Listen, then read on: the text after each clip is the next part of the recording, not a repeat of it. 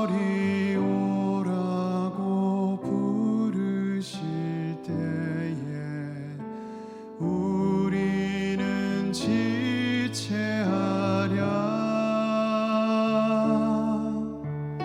주님의 은혜를 외아니 받고 못 들은 채 하려나. 오라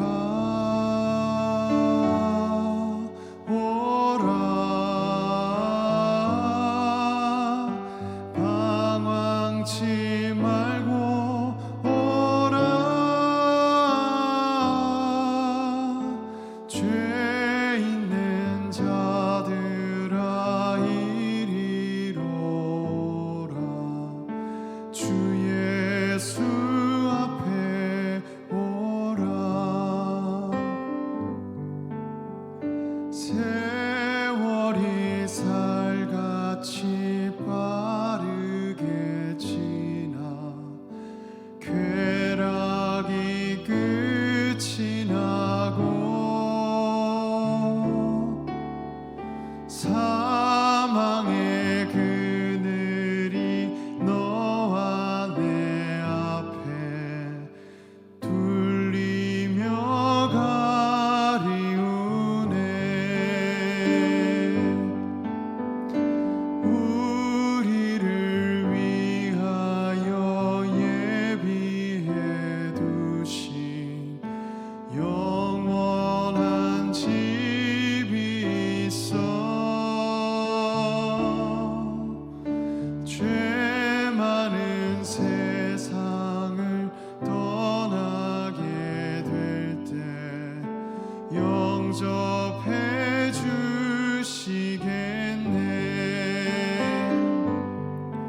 오라 오라 방황치 말고 오라. 죄 있는 자들아 이리로 오라. 주 예수 앞에 오라. 죄 있는 자들아 이리로 오라. 주 예수 앞에 오라. 네, 여러분 반갑습니다. 어느덧 고난주간 우리 토요일을 맞이하게 되었습니다. 우리 오늘 같이 본문 말씀을 보면 좋겠는데요. 오늘 읽은 마태복음 말씀을 보면 예수님께서 십자가에 매달리시고 또 죽음을 맞이하시고 난 후 장사되신 후에 일어나는 일들입니다. 예수님은 자신이 십자가에 달려 죽임을 당할 것이다 하는 것을 지속적으로 제자들에게 말씀하셨습니다. 그리고 더 나아가 내가 사흘 후에 부활할 것이고 다시 살 것이다 라고 하는 이 부활에 대한 개념까지 제자들에게 알려주셨습니다. 그래서 이미 제자들도 그렇고 제자들로 인해서 이 부활에 대한 소식들이 이미 일부 사람들에게는 공유되고 있던 그런 사실들이었습니다. 그래서 예수님은 죽고 나신 후에 돌무덤에 장사되셨는데 그 죽음에 대한 가치를 사람들마다 부여해가는 모습들이 저마다 다릅니다. 오늘 읽은 본문 말씀을 보면 대제사장들과 바리새인들이 예수님의 죽음 앞에 어떠한 행동들을 해가는가 하는 것을 자세히 볼 수 있습니다.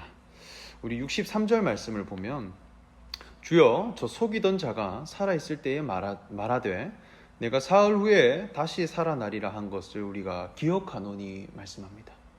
자, 예수님께서 사흘 후에 다시 살 것이다 하는 이 부활을 말씀하셨을 때 이 바리새인들과 대제사장들도 부활을 믿고 있었다는 거예요.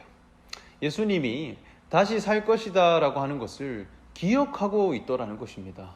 그리고 살아있을 때 예수님이 어떤 말씀을 하셨는지도 다 알고 있는 사람들입니다. 그런데 굳게 지키소서, 그 무덤을 굳게 지키라 이렇게 말합니다. 자, 이들의 마음 안에는 예수님이 하신 이 말씀이 실제로 이루어질 것에 대한 두려움을 가지고 있습니다. 예수님이 다시 사셔서 하나님의 아들이심을 증거하는 것, 이 소식이 두려움으로 다가왔다는 거예요. 예수님에 대한 부활의 말씀도 기억하고 있고 심지어 알고 있음에도 예수님에 대한 두려움이 있고 이 신앙에 대한 인정하지 않고 싶은 마음들이 있더라는 것입니다. 그래서 이것이 다시 살아나는 것에 대한 감시를 하기 위해 경비병들을 그곳에 배치하게 됩니다. 자, 부활에 대한 이 사건을 일어날까 일어나지 않을까 확인해 가는데 마치 경비병을 두어 감시하듯이 확인하고 싶은 마음이 있다는 것입니다. 이것은 굉장히 객관적인 마음이죠. 하나님의 아들 되신 예수님에 대한 그 신앙, 그분의 죽음, 그리고 그분의 다시 사심, 이 모든 사건을 어떻게 바라보고 있느냐, 아주 객관적인 사실로, 그리고 마치 아주 감시하듯이, 그리고 이것이 정말 맞냐 틀렸냐 이것을 따지며 바라보고 있습니다. 이것이 바리새인들과 대제사장들과 종교 지도자가 가진 신앙의 태도입니다. 예수님의 가르침과 예수님이 우리에게 보여주신 죽음과 예수님이 우리에게 보여주신 그 부활의 사건이 자기의 교훈이 되지 않는다는 거예요.